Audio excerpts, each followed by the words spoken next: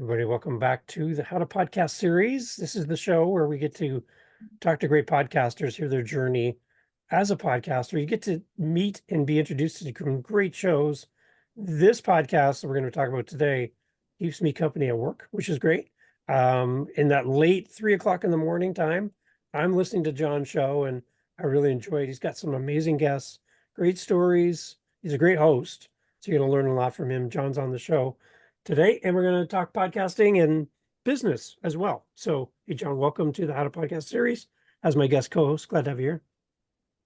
David, thank you so much for having me. I'm excited to be on your show today. We met through Podmatch, That's and it right. was the first time that I've been connected with anyone through Podmatch. So, um, just glad to be here. Good. Awesome. And shout out to Alex and the team at Podmatch. Thank Sure you for thing. making this happen. John, tell everybody about your show. Yeah, so I host actually two podcasts. I host Podcasting and Professional Services, which is the one that you mentioned, and that is I feature hosts of other business podcasters who are a few steps ahead of where I am.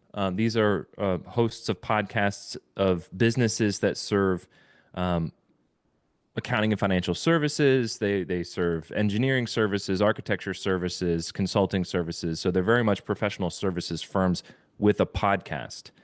So those are the kinds of shows that I feature on my show, and I try to kind of understand, why the decision to launch a podcast. What is the business impact of the show on your business? And then we'll take the conversation from there, and we can explore a bunch of different topics. But that's that show. The other show is Breaking Biz Dev, and my co-host Mark and we beat up and break down topics related to business development for professional services firms. So two shows, same audience. That's what I'm into. Excellent. And then tell us more about Red Cedar as well. Sure. Yeah. Red Cedar.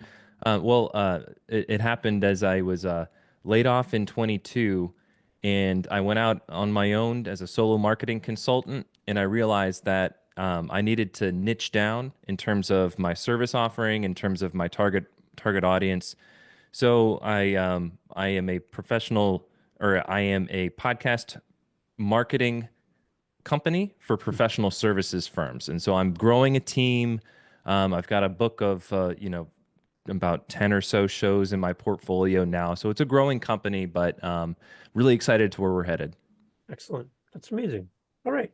So the whole business side of podcasting, John, like for somebody who has a business and they've been throwing all their marketing money into like bus benches, art, signs on a bus, radio spots where maybe somebody listens, we're not really sure. They buy all this stuff. They put the mailers, they come to your house, they go Sure. immediately into the recycle bin.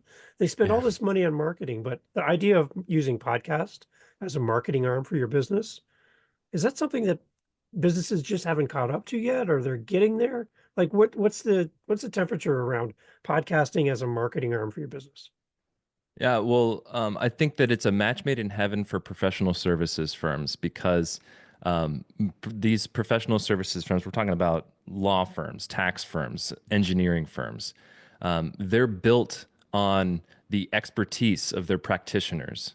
And in many cases, these firms organize themselves into a doer seller business development model. So they'll have architects who are responsible for their own book of business and winning new deals and contributing to proposals and pitches and things like that. And so a podcast within that environment is a way to give these experts more of a voice, more of a platform. It's also a way to build trust with your audience. So in this world, in these industries, trust is at a premium because business development is all about relationships. We're talking about high dollar transactions. And so there needs to be a certain amount of trust built up over the sales process for those transactions to happen. And a podcast is a great way to build trust at scale. And so that's one of the reasons why I'm so bullish on podcasting in the professional services industries. Okay. Um, I got to find out the story from you. Like, how did podcasting find you? We always kind of ask, how Ooh. did you find podcasting? But how did podcasting find you? Oh, I love this question. And what I found is many podcasters started out as podcast listeners. They listen to podcasts, and I'm no exception. Mm. So I was working at a marketing agency in Reston, Virginia, which is just outside of Washington, D.C. And I had a 90-minute commute to the office and a 90-minute commute back home. Wow. And so I was listening to a bunch of sports podcasts. I'm a big Redskins fan, and so I listened to a bunch of sports podcasts, and then I ran out of content to listen to. And so I was like, okay, well, in the morning, one morning, I said, well, let's put on let's look up a marketing podcast. And so I found two Bobs, and then I found like the B2B growth show, and then I found a whole other suite of shows focused on B2B, professional services, business. And then I thought to myself, wow, what if we created a podcast for the agency? And then a few months later, my colleague Kelly Waffle and we launched the Visible Expert podcast. Mm. And we interviewed folks about their journey in professional services, going from relatively unknown to a well-known name in the industry. And that was a really fun ride. But that was my foray into podcasting. Nice. And so is that kind of where you learned how to podcast as well then? Yeah, I grew up playing music as a kid. Oh, So my mom had a drum kit and my neighbor got a guitar and I was about like 10 years old or something. And we just started jamming in the basement. And then one Christmas I got like this little MP3 player and it had like a voice record thing on it. And so I like put it in like way back in the other room because like I needed to dampen the sound. It was just like that's how I got into recording. And then from there, like in high school, I was in bands and stuff, and we would just like I learned how to like rig up mics on a drum kit to make it sound good.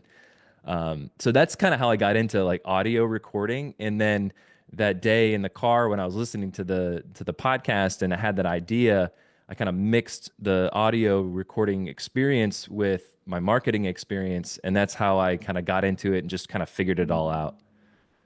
that's a great combo. I have just similar path for myself. Music has been a big part of my life, and I have all the gear, everything here. Band practice is over, everybody goes home, and I'm like, what is this podcast thing? I honestly didn't know if I was going to like it. The idea of somebody talking to me in my ears instead of music. I always listen to music, but I'm going to take a chance on this podcast thing. I'm going to press play. I'm not really sure. I'm not really sold on it. And I fell in love with it. Just the fact that there's so many amazing types of podcasts out there that you can find a podcast about anything, Oh really. gosh, I know. It's amazing. Yeah. What instrument do you play? I play guitar, bass, drums, and piano.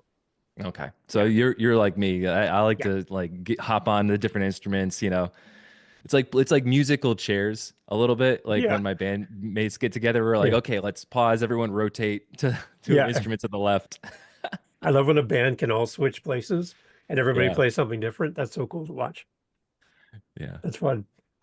Okay, so for it's 2025 when we're recording this, second day into the year. I'm kind of curious about what your podcast goal is Ooh. for you personally as we look into this new year. Do you have like a goal, like kind of a big picture for yourself in your podcast that you could share with us? Well, I haven't thought about any big picture goals because my goal has always been to get 1% better with every episode. Good. And so whether that's me as a host trying not to say too many filler words Mm, or asking better questions, or even if it's on the post production side, how can I make the video aspect better? Or how can I make the editing process smoother? Or can I streamline the production process? Or is there a way that I can cut time? Or what are the areas that I need to lean into more? So with every episode, I try to find one tiny aspect that I can experiment and try to improve on. And if I can just do that over the course of the year, the podcasts that I produce in December 25 are going to be much better than the podcast that I produced, December 24. So that's the nice. way that I look at it. Yeah, that incremental growth Hmm. episode to episode. I think that's really amazing. That's something to focus on instead of your stats. Hyper focused on stats. Should be really hyper focused on getting better in every episode. I love that. For me, Yeah, the stats. I'm looking at 2025 being kind of a collection of people for me, as many people as I can meet as possible, Oh, I like that. and just building community around podcasting so that I'm not in my basement by myself, talking to a microphone, meeting great people like you know, and having a chance to have time in your calendar. That's what I want to do more of in 2025 is just build as many bridges as I can. Yeah. And how are you measuring that? Is it just like the total number of episodes that you put out or the number of connections that you make on LinkedIn or how are you measuring that? I think for me, it's about the episodes, but it's also the other beautiful thing is it's interesting. I'll meet somebody like you, John, and then I'll have somebody come on and they have a business podcast. And I'm like, have you met John? And they're like, no, I haven't met John. So I'm like, so behind the scenes, I'm doing the email, you know, collaboration Yeah. emails saying, hey, John, here's so and so, here's John. You two need to talk to each other. And then I get out of the way. I love doing that too, because now that's a new relationship that's happening. And it's like beyond me at that point, where you and someone else that I can connect the two of you together. You go off on your path and I may never know the result, but I get to do that as well. And I just love building and being that connector behind the scenes. Kind of like the old school for people who are really old, you know, the telephone person would actually physically connect you and put you on a switchboard from one place to the next. I feel like I'm a switchboard operator, kind of making these connections happen behind the scenes in real time. That's really cool. It's like I've heard it referred to as a value triangle Ooh, where, you're providing value not just to these people, but they're finding value from their relationship with you too, because you made this connection. So there's this like value triangle that happens when you make a referral like that. And then interesting. there's also the karmic benefits too, right? Like you get back what you put out into the world. Right. Yeah. And it kind of goes back to somebody asked me a question a long time ago. They said, if you were to step out of the room and it's a room full of your community, friends, family, past podcast guests, people you've connected with over the years, and you were to remove yourself from the room, what would you want them to say about you Right. when you're outside in the hallway? Right. So it's not so morbid as you're going to be gone, but you're just outside in the hallway and people have the freedom to talk about you without you around. What do you want them to say? And for me, that was what came back to me is I want to be known as a collector of people. It's kind of my Hmm. goal for 2025. I want to collect as many people as possible and use podcasting as a way. And again, making those connections behind the scene. I just think that's kind of what I want to be known for this year. Well, that's an important part of building your personal brand too. I worked at a branding agency, and one of the kind of like mathematical equations we came up with was your brand strength is the product of your reputation and your visibility. And so, if you could quantify your reputation and then you could quantify your visibility relatively in the market, you could calculate your brand strength relative to other Mm, companies like you. So what you're talking about is an important part of that equation is, what do people say about you behind closed doors? That's your reputation. right. And then how well known you are, that's your visibility. So those two are distinctly different, but two important parts of your personal brand. And that word of mouth, people talking about you when you're not even there, unprompted.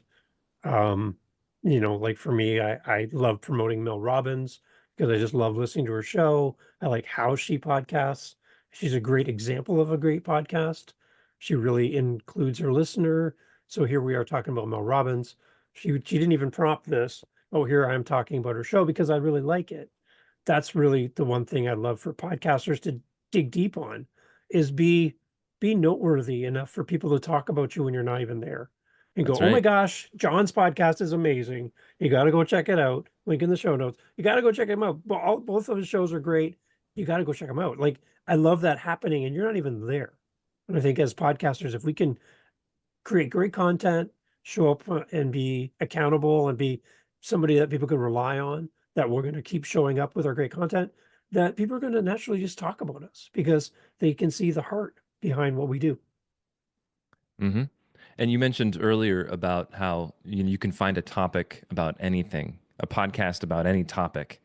And I think because of that kind of like decentralized notion of media and how podcasts are becoming like the new media, this new wave of media, you can see that in the total demand for podcasts just continues to grow month over month.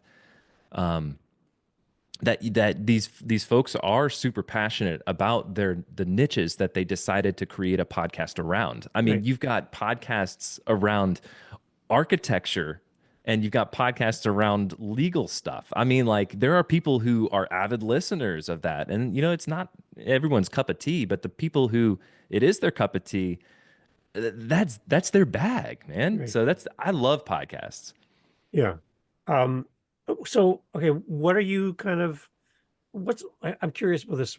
Is there anything in the podcasting world when you hear somebody bring this certain thing up, you've tried it and maybe it just hasn't worked for you in the past, or you Yeah. haven't had the same results that maybe other people have had, and you've kind of decided not to follow that maybe popular opinion around podcasting or how to podcast? Is there anything that you kind of just went, it didn't really work for me and I'm going to go in a new direction? Yeah. And I am a huge proponent of content repurposing. And content repurposing is this term. And what it means is you take one form of content, let's say a podcast episode, and you take the transcript and turn it into a blog post, or you turn it into a newsletter edition, or you turn it into a series of text posts. And in theory, it's yes, those are absolutely ways that you can amplify the visibility of your episode, of your brand. You can extend the reach of your content. However, there is a cost of producing all of those assets, of investing both either time or dollars into the creation of those assets. And so for me, what I was finding was I wanted to showcase that notion with each episode of my podcast, Podcasting and Professional Services. I would create a blog post for every episode.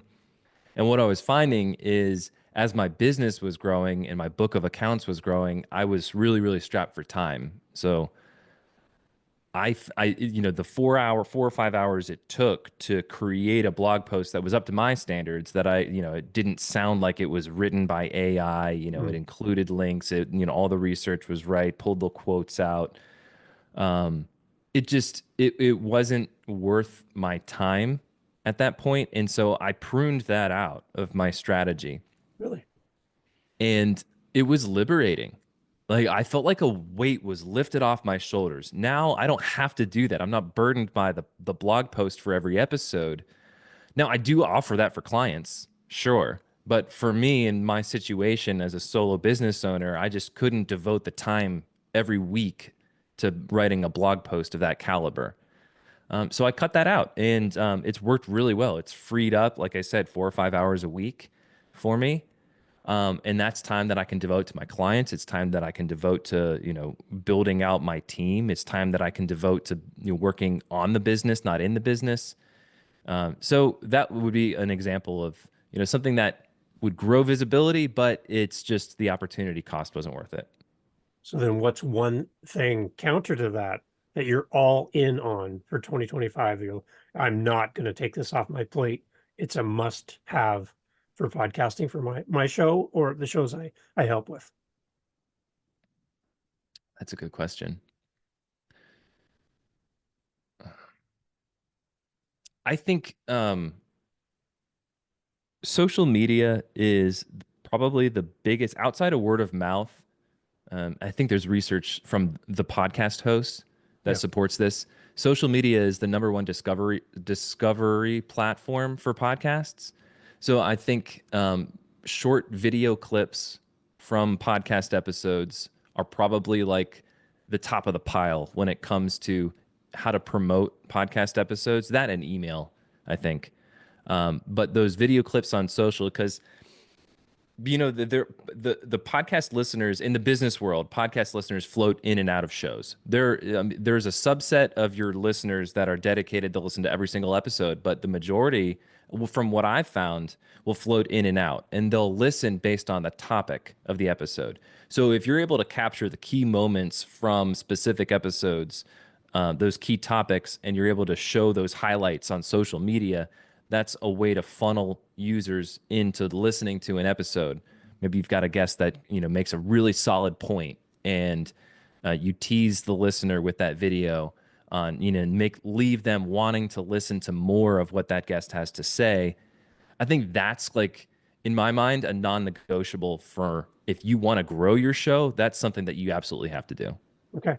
So that's exact. So what you just did there would be the clip for this show right there. You just did exactly what, yeah, great example.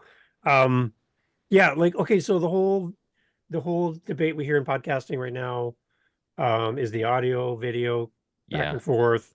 Um, do we need both? Can we survive with just audio? Can we survive with a video first format? Kind of for a new podcaster listening who doesn't maybe have all the tech skills that you have and the kind of the bandwidth and the tools and the cameras and all that stuff. They're just starting out. They're a little overwhelmed that they have to do everything. Do you have any words of wisdom to a brand new podcaster listening on where the starting point would be for somebody with maybe less tech ability than maybe you might have?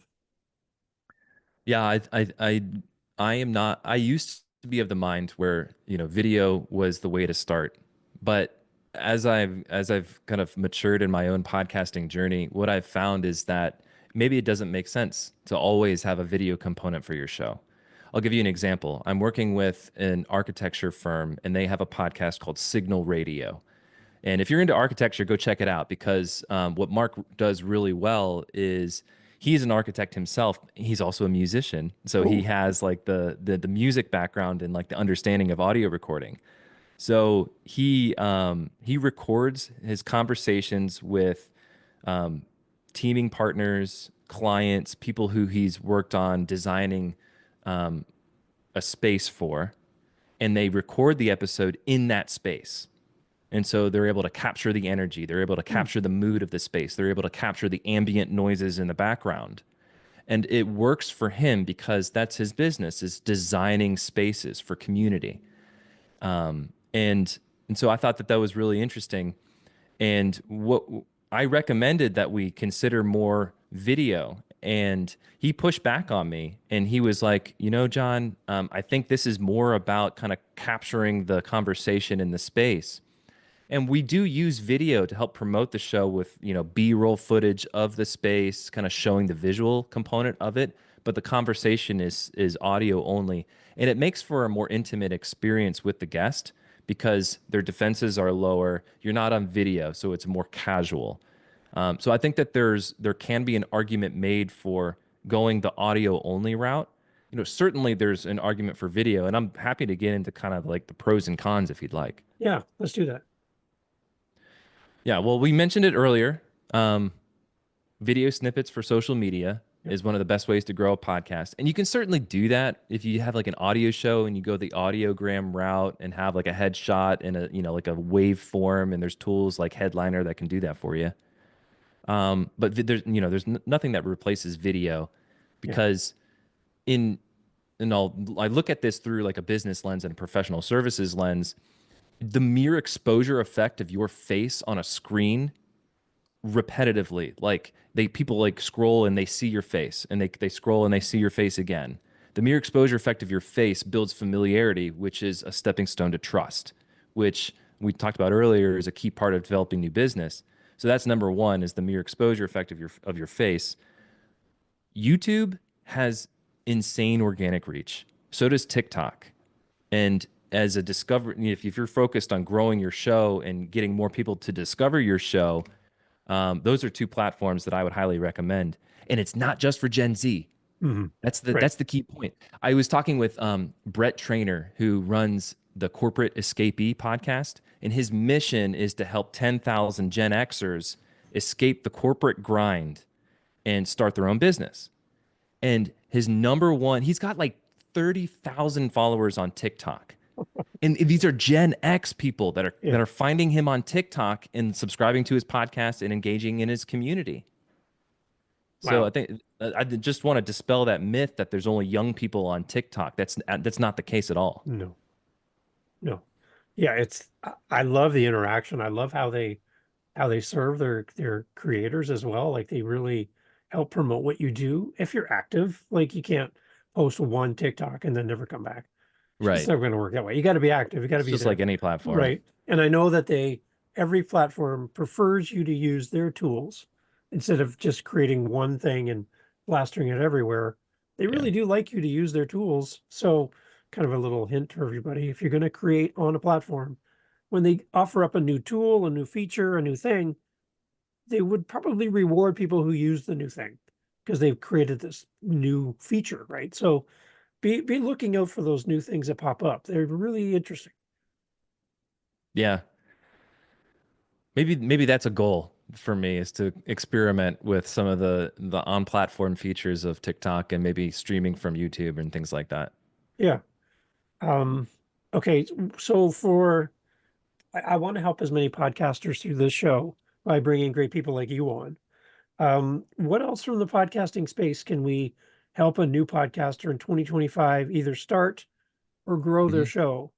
I would love to talk a little bit more about branding as well for podcasting Sure. from your perspective. But where do you want to go in the conversation next? Yeah, well, I think let's come find the overlap there. Uh, for folks that are entering the podcast space, sometimes there is a narrow focus on launching an interview show, and that may be the right way to go. It may not be the right way to go. And I would recommend anyone who's considering a podcast to really reflect on your own personality and then structure your show to maximize your personality.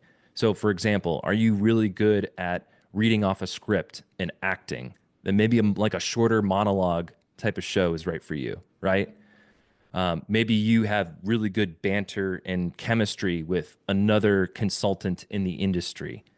And so a co-hosted commentary style show might be great fit for you two to capture that chemistry. Or maybe you are an introvert, but you listen really, really well and you ask really good questions and you're able to really engage in the conversation. Then maybe an interview show is right for you too.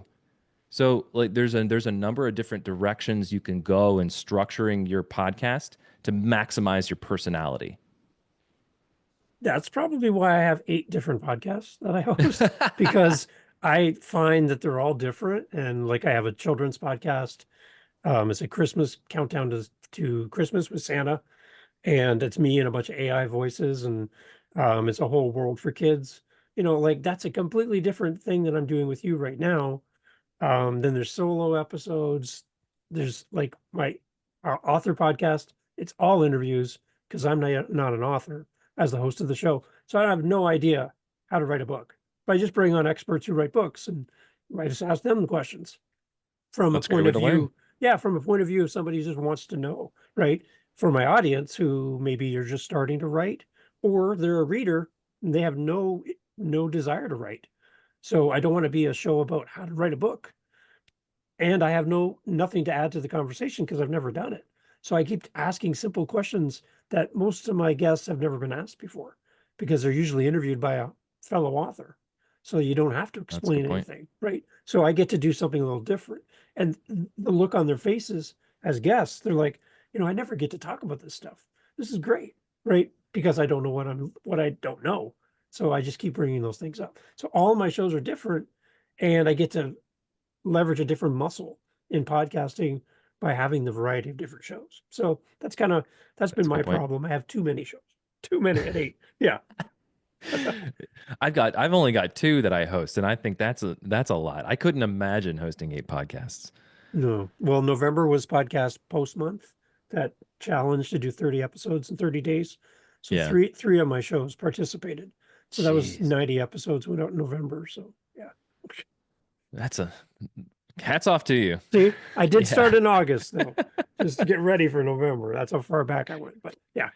Well, I think Um, that's another point too. Like folks that are just starting out is, the backlog of episodes and maintaining consistency. That's such a key part.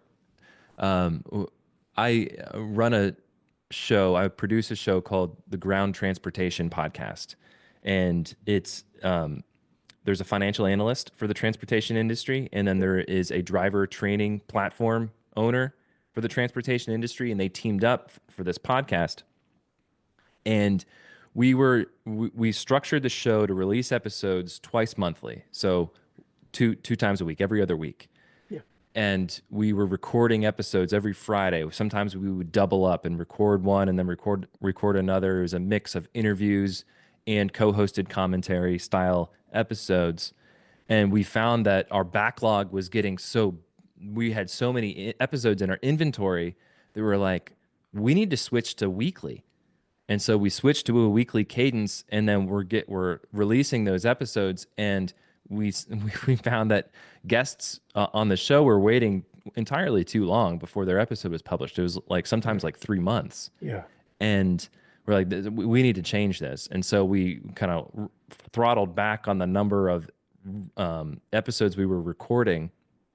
And but that's just part of the process. I mean, having more episodes in your inventory and sitting on, that's a good problem to have versus, being starved for content and like not being able to meet any sort of consistency because you don't have the inventory to be able to release. Yeah. So that's something that I would recommend is always be thinking about how can you extend your runway.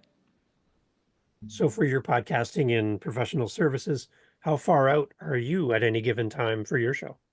Well, that one I recently kind of ran out of inventory, and that was by design because Okay.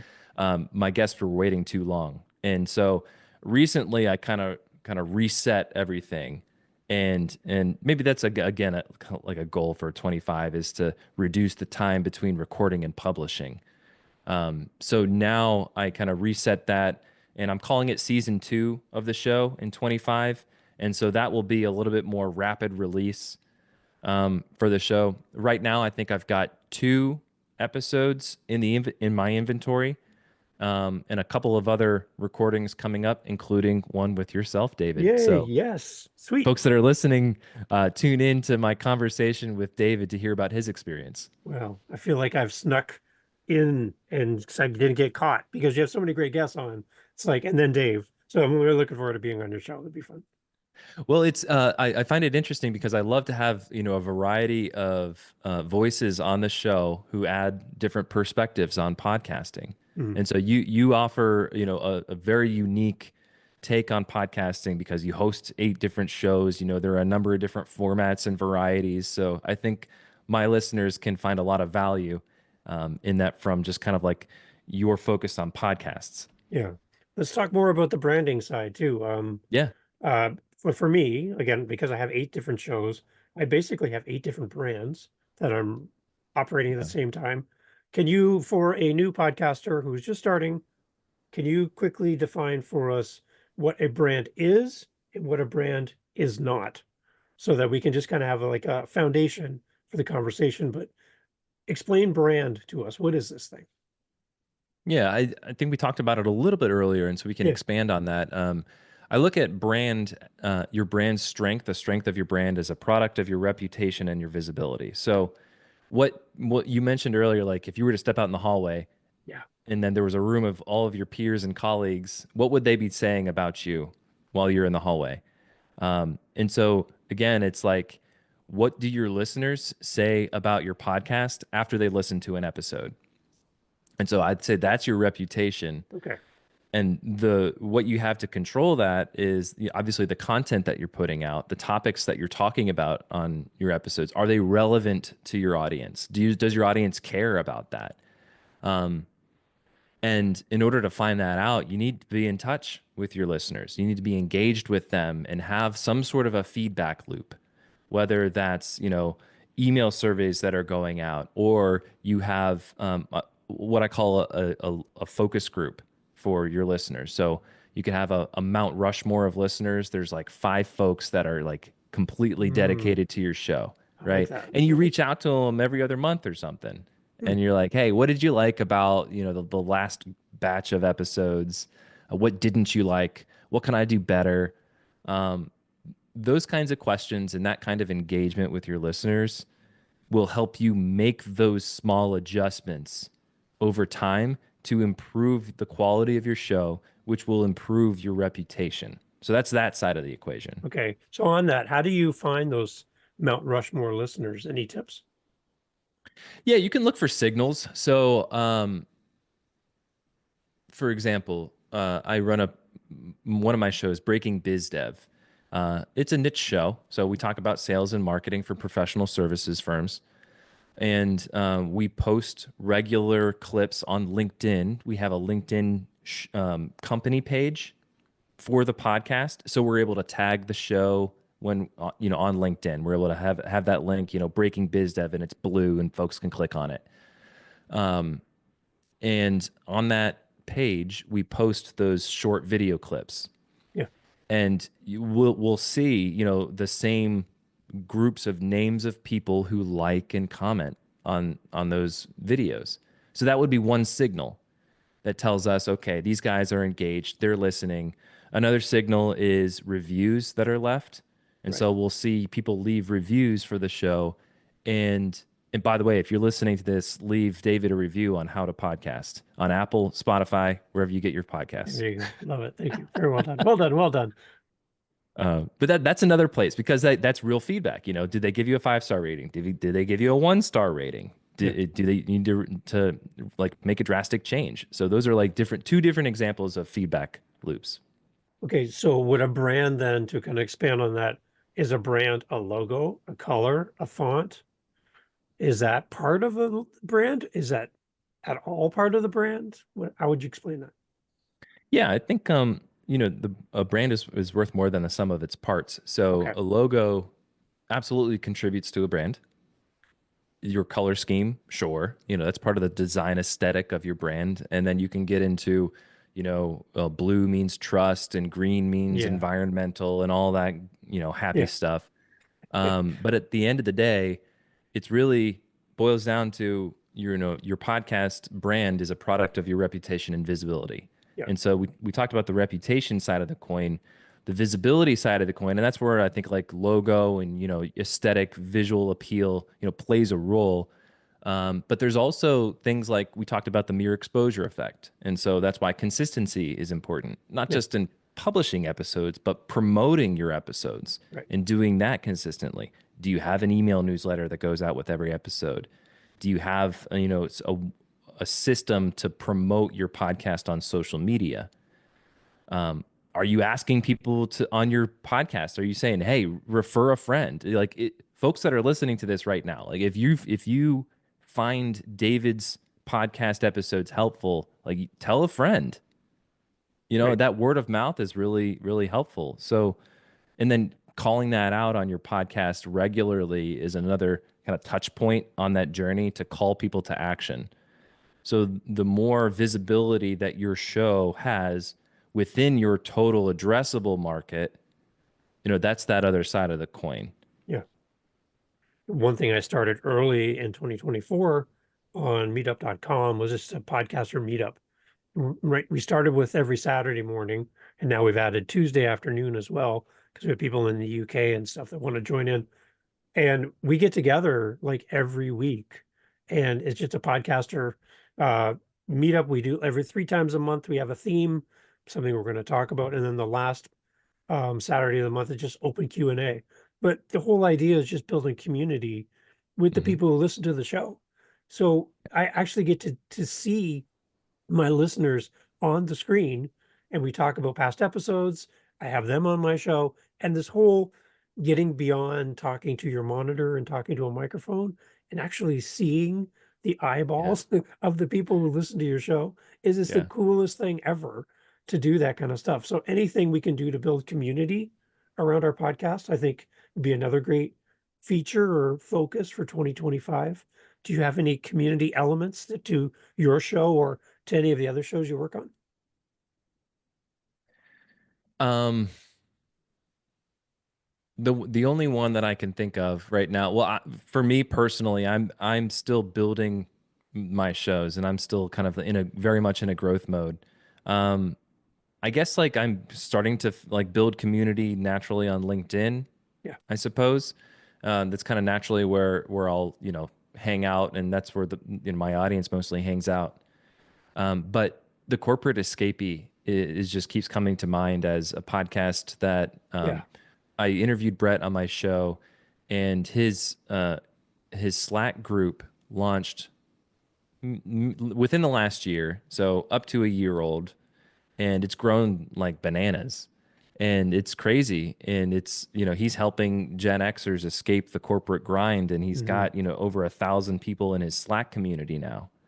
And amazing. it's just, it's incredible the connections that he's made, and the folks that are, who resonate with his message, and, are just so fed up with, the corporate world that they're willing to take the risk to go out on their own. And they've got this resource of other people who are in the same exact situation, and folks can crowdsource knowledge about how to do that and how to become their own business owners and entrepreneurs. So that would be the one example that really stands out in my mind. Yeah. I do love the whole idea of adding more video to podcasts. I know a lot of people love the audio space. It's kind of like if you compare it back to the old radio days, you'd hear your favorite DJ on the radio in the morning drive, and you kind of make a mental picture of what you think they look like, and then you meet Yeah. them in real life. You're like, oh, you're shorter than I thought you were. You're like, wow, I that big voice came from that little body. Wow, it was amazing. But I guess they never in traditional radio back in the day, they never the whole idea of video was never really a big thing because they're a radio person. It's a radio Right. personality, right? I love the idea that we can leverage podcasting with the audio side and then complement it with the video side. I think that's one thing that I will need to do more on my show is kind of leverage that to better extend that as well. It's a great addition to the podcast. I I haven't seen a great return on investment for a talking head video for 45 minutes or an hour on YouTube. I find that doesn't really my retention levels kind of drop off after a while. I don't really get a Yeah. big return on that, but I do love the clips and bringing out key moments that add value in the moment without having to give further context. Like you actually walk away with something from that clip, like you did earlier. That was a perfect clip, right? It had everything there for somebody. You don't have to go to the episode, but you're going to get something from it just because of what happened in that moment. So for me, that's one of my focuses in 2025. I would say as well as is trying to leverage more video and try to make that connection better. Are you set up operationally to be able to do that? Yeah, it's more time for me. I Yeah. do have a job as well, so I'm balancing a work-life balance type thing. So I would love to do more. It's just going to be some creative calendar work to make that work. Sure. I understand that for sure. As we kind of wrap up, John, for the podcaster listening again, I just really want to encourage them that you might be just starting out, you might be trying to grow your show, find new listeners. Um, Anything beyond word of mouth marketing that you would suggest to somebody around the growth of their show or getting their show out into the world? Any other opportunities that you see that you would tell your team or your podcasters to maybe leverage for their shows? Build systems. Okay, That's the best thing. You know, reinventing the wheel every time that you publish a new episode is so tiring. But if you can, you know, even if it's just copy templates for a social media post that has all like the bones of what you would need, great. and then you're editing, you know, two or three lines instead of creating, you know, a whole post for, you know, as a caption for your video snippet. So that would be like the biggest thing is if you're just starting out, like constantly be thinking about how can I templatize, how can I systematize, how can I turn this into a repeatable process. And if you do that, you'll find that you'll be able to maintain the consistency that you need to sustain over a long period of time. Like we're talking years here. And so you need to have those systems in place so that you can be in podcasting for the long haul. Okay. I'm going to throw this at you with no warning and see Sure. how you are on your feet. All right, All right. I'll do it first to give you a I'm moment to ready. think. Okay. Um, my quote of the year for 2025 that I'm really trying to put into practice. It's a quote by Theodore Roosevelt. It Hmm. basically says, "Do what you can with what you have where you are. Hmm. Do what you can with what you have where you are." For podcasters, do what you can with the tools that you have where you are right now. Instead of waiting to be like the most knowledgeable person in podcasting before you hit Yeah. record, just go. Like you have enough to go. Let's Whether just it's an get going, right? iPhone and you're just recording your thoughts on an iPhone, well, you know, you don't need the fancy mic. You know, I've been No. in podcasting for 5 years, and you know, just like within the last year, I got this Shure MV7 mic, Yeah. which I love, by the way. Yeah. Yeah. But before that, you know, it was just, you know, an old Shure mic from like my musician days, right? Right. You know, with an XLR cable into a mixer, and Yeah. there was like this little like noise in the background, and you know, you like you said, you do what you can with what you have where you are. I love that. There you go. So do you have a quote that kind of you kind of think of, or it's posted by your computer or on the wall somewhere, something that kind of rattles around in your brain, and you're like, oh, this is something that really means something to me. Um, I mean, get 1% better every day is Yeah. just something that is a constant mantra for me. But because we were talking about feedback, I think, one quote from, I believe it's Edward Deming's, when it comes to, or how does it go? This is me putting Quantitative, John on the spot here. I yeah, love it. here it is. Here it is. Quantitative is watching the dashboard while you drive. Qualitative is looking out the window. Oh, And what that means is, like, we were talking about feedback and signals, and there are signals that you can get from, your analytics that show, total downloads for this episode. Wow, what went into that? Was it the topic? Was it the guest? Those are quantitative, and that's your dashboard. Qualitative feedback is when a listener reaches out to you and says, I loved your last episode with so and so. It gave me a whole new perspective, and I'm trying this new thing. That's qualitative feedback. And so the mm, combination of those two, if you can kind of balance those both sides of that scale, I think that's kind of like those are the best signals to watch out for. But you have to have both of them. It can't just be one or the other. amazing. See, that's gold too. There's another clip right there. That's perfect. I love it, John. Again, remind John about your shows and your business as well. Let's do all that as we wrap up. Sure. Yeah. So if you want to hear examples of business podcasters, check out Podcasting and Professional Services. If you're in a professional services firm and you want to get better at business development, check out Breaking Biz Dev. And if you're thinking about launching a show for your business, check out redcedarmarketing.com and connect Beautiful. with me on LinkedIn. That's where I like to hang out.